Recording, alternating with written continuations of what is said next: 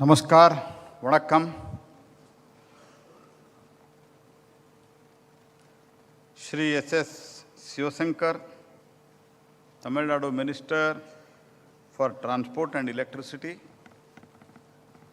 Shri Joan Sothoff, Parliamentary State Secretary to the Federal Minister of Economic Cooperation and Development, Germany. Shri Santosh Sarangi, Secretary, MNRE.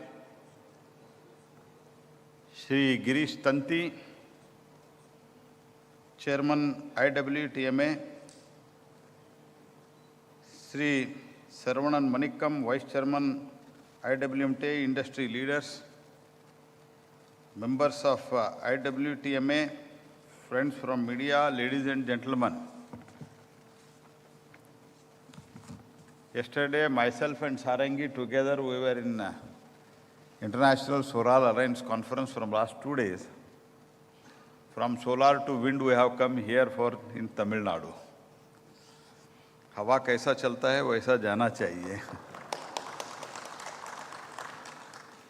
ऐसे तो politics में बोलते हैं हवा देख के चलना. अभी तो एनर्जी के लिए भी हवा देख के चलना पड़ रहा है, तंती जी. It is a pleasure to be here today in Chennai.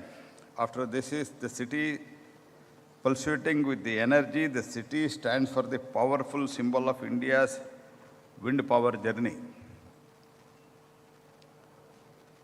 We gather for the 7th edition of Windergy, India. Windergy has become an event that has established itself as one of the world's premium forums of the wind energy sector. I wholeheartedly commend the Indian Wind Turbine Manufacturer Association for organizing this gathering and bringing this to this level in last 7 years. So every person who is manufacturing related to the wind energy, any component, he wants to participate in this event. This has become a prestige, and that credit goes to you and your team, Mr. Tanti. The theme chosen here in this year, wind power, policies and the partnership towards the Atmanirbhar Bharat, appeals that very heart of our national aspiration under the leadership of Prime Minister Shri Narendra Modi. India as charting the course towards the energy security, sustainable development and self-reliance, and this theme perfectly captures the spirit. As you know, from time immemorial, India always cared for the nature, and the basic understanding of our knowledge from centuries that nature can fulfill your need, nature cannot fulfill your greed. That is the basic understanding what we Indians have. So keeping that in mind, using the natural resources, how we can generate the energy, that was the challenge, and that challenge slowly we have come to a stage where we have almost come out of the solution, but how we can make it more faster so that need of the energy can also be fulfilled. At this time, nature also can be protected. That is the path we have to choose, and we have chosen it, and we are successfully going ahead in that as far as India is concerned and many countries are concerned. I also extend a warm welcome to the delegates who have joined us from the entire country and even from the international organization, many other countries, including Germany. Your presence shows the world how important the India's renewable energy transition has become. In fact, let me highlight some remarkable things. Few years back, India was considered to be a fragile 5 economy. And I was in the parliament at that time also. the government in that time place, they used to accept, yes, we are, the people, main world in the people call us as a fragile five, as far as our economy is concerned. Today, India is the fourth largest economy of the world, and we are very, very proud of that. And it is a nice coincidence that India is also the world's fourth largest renewable energy capacity today. We are the fourth largest economy. We are the fourth largest renewable energy capacity in the world. And our global wind capacity ranking is fourth as well. As alone, standalone wind, we are fourth. And India's military strength is also fourth. दुनिया में हम चौथे स्थान पर है. तो हम हर क्षेत्र में दुनिया में पहले तो तीसरी नंबर पर अभी आना है. We want to become the third largest economy, third in renewable energy manufacturing generation, third in wind, and third in the world military power. So to achieve this, we have to create proper infrastructure. And that is being done also. You must be aware, in last 10-11 years, the infrastructure in the country is improving like anything. The overall national highway, it was, in all put together 60 years, it was 90,000 kilometers, including 6 years from 98 to 2004, where almost 30,000 kilometers was constructed. And from 2014 to 2024, 60,000 kilometers has been constructed national highway. And then when I say national highway is constructed, even if you construct 10 lane also, it is considered as 1 kilometer. So much of national highway, and you can imagine the need of the power, means not political power. We need political power, but country needs the electric power. So electric power, why it is increasing, that also you know better, I need not tell you. Because overall electrification of the railway line, it was 21,000 kilometers. And many times I have given a speech in the parliament saying that in my constituency, this particular line has to be electrified, that particular line has to be electrified. But today, we are second as far as electrification of railway line is concerned in the entire world. And in 60 years, it was 22,000 kilometers. And today, in last 10 years, we have completed 43,000 kilometers. Almost now we are 64,000 kilometers of the railway electrification is done. Means that much electricity is needed in the country. इतनी बड़ी मात्रा में हमको electricity चाहिए. For that purpose, keeping the balance, हमको renewable energy उत्पादन करना है. For that purpose, this renewable energy both together, that is, I can say non-fossil sources, कितना भी हम R&D में ज़्यादा आगे बढ़ते हैं, प्रोडक्शन ज़्यादा करते हैं, that is very, very crucial at this point of time. That's what I firmly believe. We are realizing every single day, and soon we will move from the fourth to third, and we are going to be the third largest economy. And at that time, we need to compete with the two biggest economies of the world. And we should, ek zamana tha, there was one time where people used to compare ourselves with Pakistan, which is most absurd, because that country itself is a rogue country, and how can you compare ourselves to that? But today, India can compete with many bigger countries. That is the situation that has been brought. For that, one of the important things what we need today is, there are many things. We need infrastructure, we need land, we need many other things, but one of the important things is energy. So that energy generation is the responsibility of both the government, state government, central government, and the industry leaders. That's why I congratulate you for every year organizing such an event and trying to bring your problems to the notice of the government, and also to new entrepreneurs to enter into this new industry. In parallel, we have rapidly expanded our renewable and wind energy capacity. Friends, our nation is undergoing energy transmission at the scale and the speed that is perhaps unprecedented globally. I think people who come to India, the people who had come before 2014 and today people who have come, sometimes they are not able to believe. So ours was, as Mr. Sarangi, our secretary, who pointed out, we are less than 3.3 gigawatt in 2014 and today 128 gigawatt. And nearly about 21 gigawatt of the wind energy in 2014. And today we are 54 gigawatt and 30 gigawatt is in pipeline.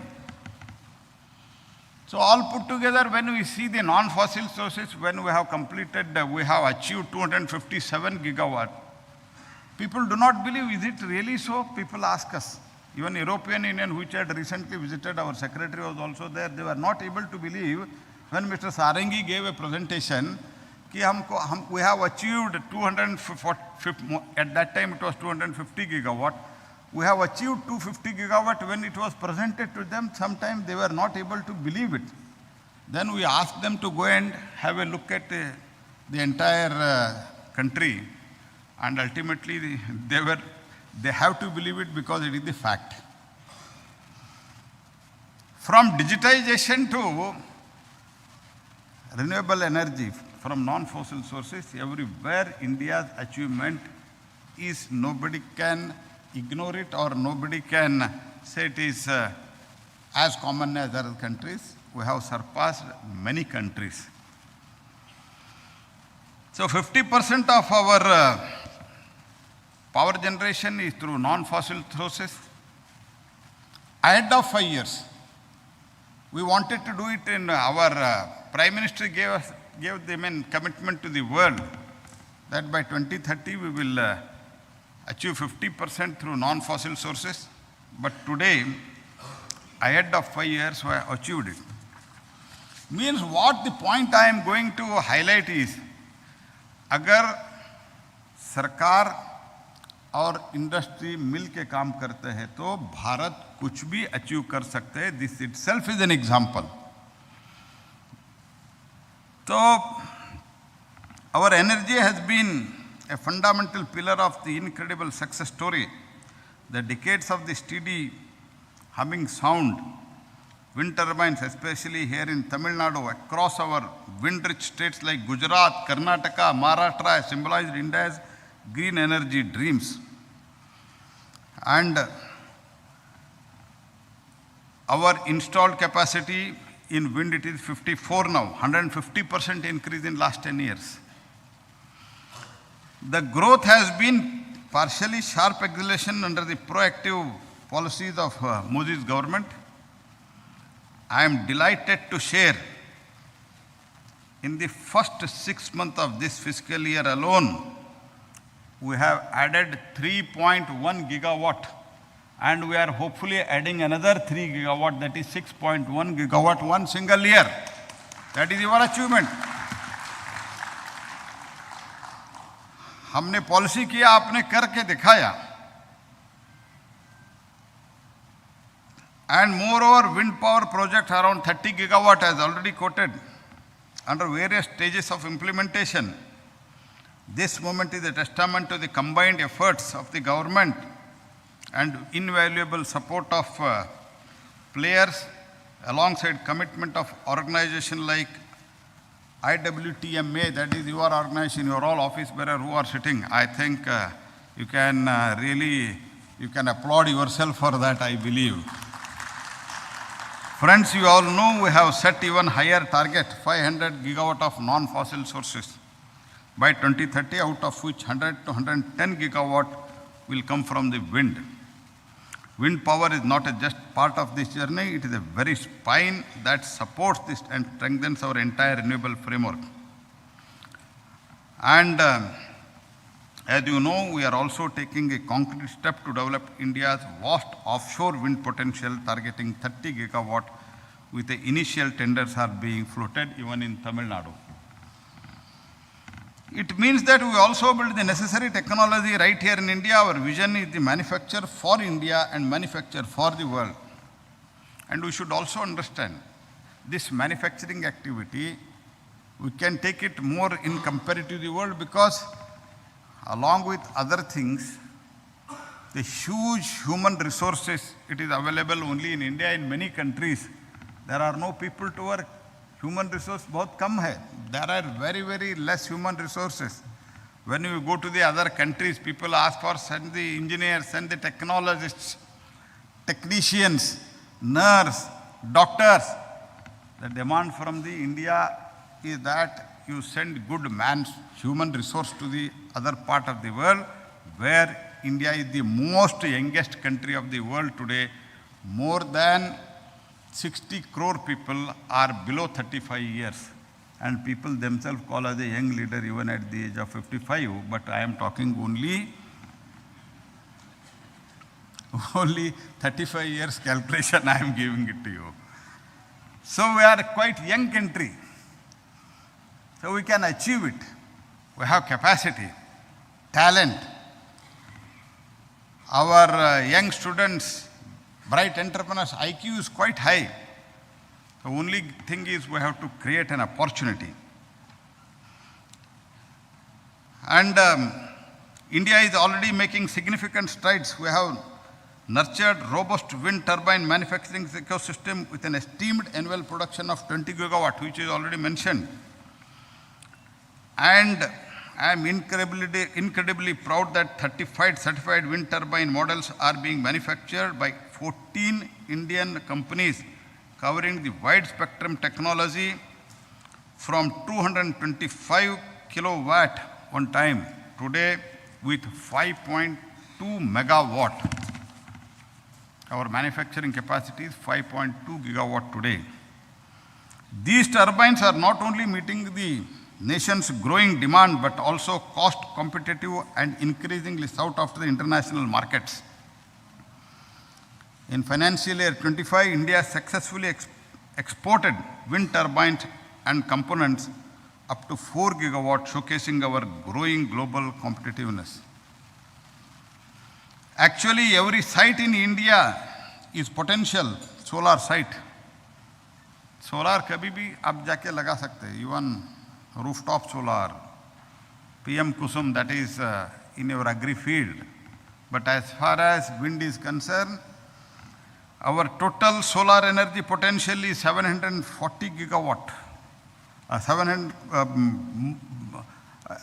It was recently estimated, what was that estimation? I am not able to recollect. It is quite high.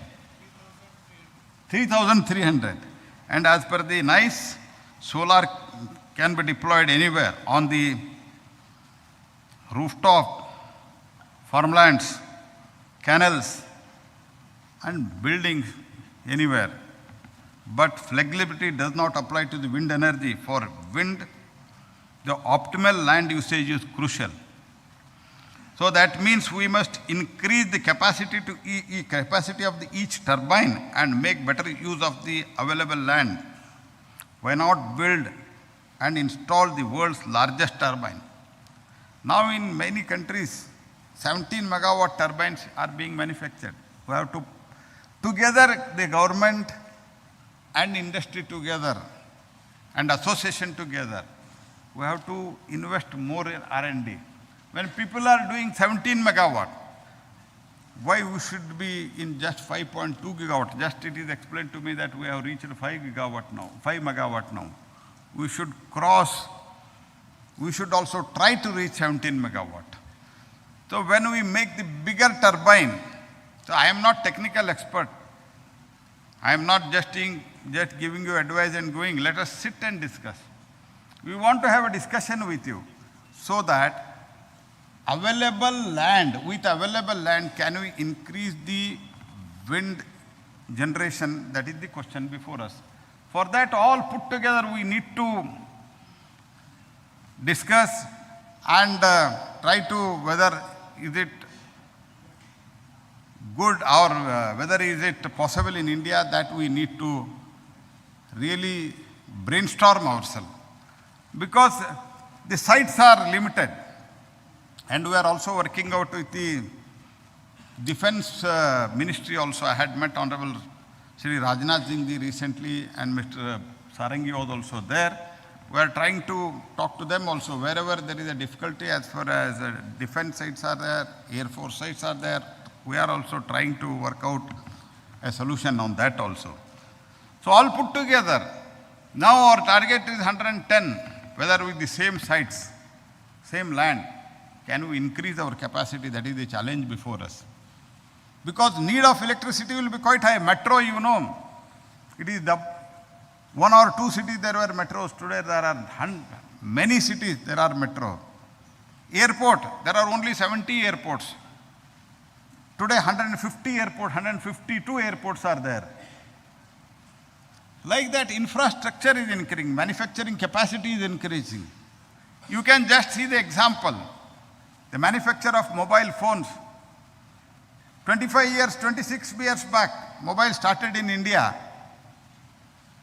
But no single manufacturing of mobile handset was there in India. Today 30% of market share is of India's market share. We manufacture in India and sell it in the world. So manufacturing is increasing. Our need of electricity will be very, very high. Our target for steel manufacturing is 300 million ton by 2030. How much electricity do you need? And for that, there will be carbon tax if you do not use the renewable energy. For that, the need of renewable energy is quite high in compared in the previous time. So, association, industry, government, state government, put together, we have two. One is, first is R&D, and second is flexible policy. These are the things which we need to really look into. And 10% of our global supply chain, market chain by 2030, it is India's market chain, and even in wind also. 20% by 2040. So that's why, while we celebrate the success, it is also important to acknowledge the challenges lie ahead. As we already know, I am constant in touch with the industry leaders association. I have personally met you many times, the manufacturers, developers, and that is too many times, several times I have met you. We believe in listening. I am assuring, whether myself or our secretary and his team, we will meet you. We will understand your problem. But I want that our capacity should be increased in many folds in coming days. That is the challenge before us. Because need of the electricity, need of power, need of infrastructure is so huge.